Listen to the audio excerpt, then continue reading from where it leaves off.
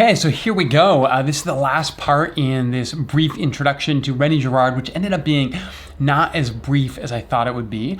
But that's okay. There's some really interesting ideas, really complex ideas, and we've actually had a chance to work through a lot of Girard's ideas in this series. Again, I'm always open to adding to this. If you've got questions, let me know, send them to me, and we can add some addendums on here as needed. But before we begin this last part, which is about eschatology, the kingdom in the future, let me address one question that did come up earlier in the series.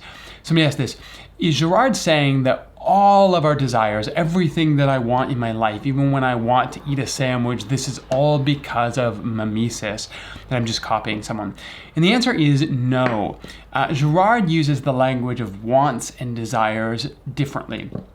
So he would say desires are what is manufactured in you through imitation.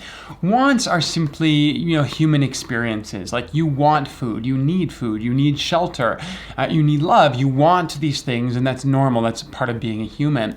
So the fact that you want a sandwich just means that you're hungry. However, if you want the same sandwich that everyone else in the cafeteria is eating, that might be manufactured desire. That might be imitation. So desire is what shapes us and drives us and forms our human cultures and societies. Wants are just functions of being alive and being humans. You may want certain things, that's fine.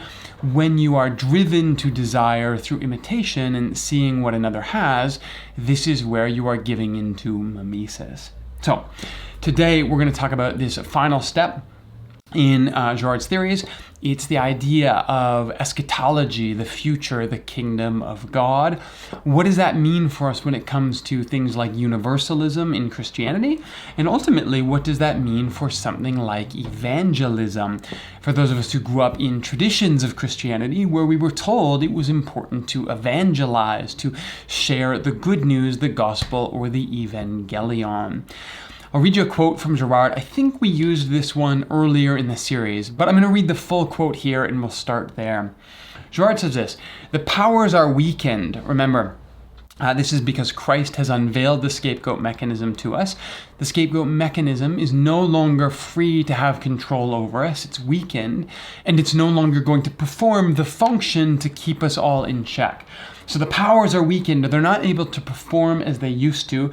They no longer have sacrifice, which makes it possible for humanity to expel its own violence with the help of victims from the community. So these communities are going to be liberated. The human mind is going to expand more and more, and it is not going to be bound up by these false barriers. What Girard is saying here is that once the scapegoat mechanism has been unveiled to us, it no longer functions the way it did. It no longer contains the violence of the community, which means there's going to be an outbreak of violence or an apocalypse among us. But eventually, once we work our way through that, we will find ourselves on the other side of scapegoating. And that means that inevitably, the human story, the human mind, all human communities are going to be liberated from the scapegoat mechanism. We are going to find new ways to be human on the other side of scapegoat violence. This is Girard at his most optimistic.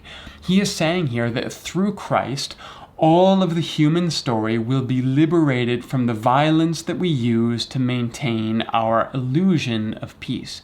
It's just gonna happen. Because once one person has been awakened to the scapegoat mechanism, that will inevitably spread like a virus throughout the human story, and all of humanity will be liberated. I think here of Jesus' parables of the kingdom. When Jesus says that the kingdom is like a mustard seed, though it's the smallest of seeds, once it's planted, it takes root, it grows, it expands uncontrollably. It becomes much, much larger than you imagine. It cannot be stopped, and it welcomes in the birds of the air. Exactly what a farmer, someone who's been cultivating their garden and trying to keep it safe, doesn't want. The kingdom of God, once it takes root, cannot be stopped, and it welcomes all those we push away. Girard says this is exactly what happens.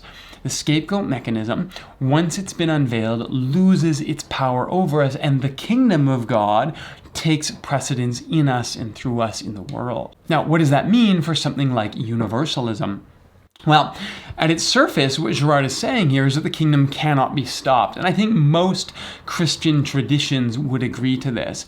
That the kingdom of God will win at the end of the day. There is no way for God's imagination of the future to be stopped. The kingdom will expand, it will spread, it will win the day. However, what does this mean for individuals? Well, I think you have to go back again to some of Girard's ideas about scapegoat violence and mimesis. This is the original sin of humanity, and none of us are able to escape from it. He calls this the founding murder. And because of this, there is no way for anyone within the human story to be freed from the need for violence without the Christ entering the story from outside of the human story. In that sense, there is no way for any of us to be freed from the scapegoat mechanism without the Christ. This is why you see scapegoat sacrificial violence being used by God all through the narrative up until the moment of Christ to contain our violence, to control our violence, and to make sure that we don't direct our violence towards each other. This doesn't mean that people aren't saved in the sense of being loved by God and shaped by God, being invited into God's story in grace. It simply means that we do not see the full completion of that grace until the moment of Christ. And so I think what you see in Girard is universalism in the sense that God is using all of us, God is shaping all of us all the way along at whatever point in the story we occupy. God is there with us, God is extending grace to us, God is moving us along one step as much as we are able to bear at our moment in the unfolding of the Christ narrative. It's only after the Christ enters the story that real freedom from mimetic violence and from the scapegoat mechanism can take root in the human story. So our salvation as individuals is caught up in the way that God deals with us in our moment in time. God is always working to save everyone all the time throughout history. But it's only in the larger sense of the appearance of the Christ that the salvation of the human story can take effect. So Girard is a universalist in the sense that God is bringing the kingdom through the story of Christ, and that kingdom will start small and expand throughout human history until the point when all of the world is welcomed into the story that Christ inaugurates. It's that already but not yet kingdom. So what does that mean for us as individual followers of Christ? Well, I think what's really fascinating here about Girard is Girard brings us towards a universalism that invites every person in history at their particular moment in the story, that sees the future salvation of the human story and the emergence of the kingdom of God throughout the world at some point in the future, but who also calls us to evangelize right here and now with a lot of fervor. There are particular traditions in the Christian story that have always believed that we needed to tell the story with as much passion and purpose as possible to save people. Well, what Girard allows us to do is to believe that the story is already won, that the scapegoat mechanism is already defeated and the kingdom of God is already but not yet taking over the human story, and that every person in history is being interacted with by God in their moment, in their story, at their particular place in the story as God moves them ahead one step at a time. But he also gives us a real passion and a real purpose in terms of evangelizing people in our world right now. See, I may not need to evangelize the person near me to save them from the wrath and the anger and the violence of God anymore. But I do want to evangelize them to save them from the violence they are enacting against themselves and the world right now. You see, they are caught in the scapegoat mechanism. They're caught in the way of defining themselves over and against an enemy or an adversary. And when I can invite them into the story of the Christ that frees them from that, help them to see what's really happening in the world in the ways that their peace is predicated on a predatory violence enacted against the other, then I am part of saving them from that story here right now. It's not because God hates them. It's not because God is violent towards them. It's not because God's wrath is ever directed to them in anger at them. It's because their violence is stopping them from flourishing in the full way that they were meant to as human beings. You see, what Girard helps us realize is that our sin never stopped God from loving us. Our sin never stopped God from loving the human story. Our sin stopped us from seeing God and everything God was extending to us truthfully. And when I can share the story of Christ, when I can open people up to that realization, then I help them to see themselves as God has always known them, as fully loved, completely embraced, and offered a path forward that leaves the violence of the scapegoat mechanism behind. This is a universalism that calls us to evangelize with just as much passion, just as much purpose, and just as much effectiveness as anything that the evangelical tradition has ever found. This is an evangelism that is rooted in the passionate, purposeful love of God that is at work saving the world right now, one story at a time.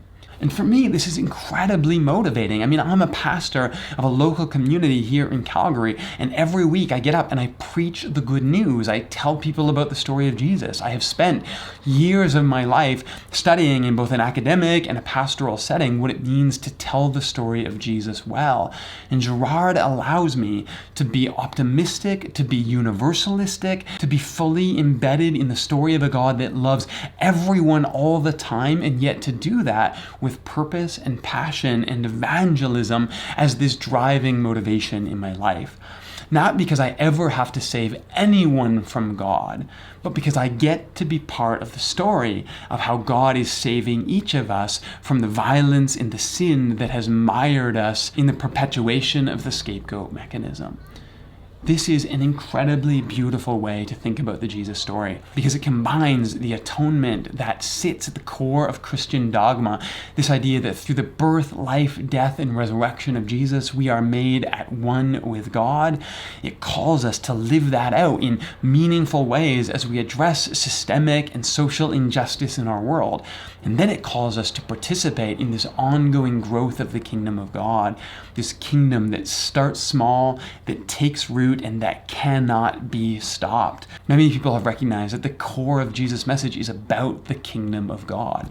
It's not about fleeing this world to some new space that God creates for the select few.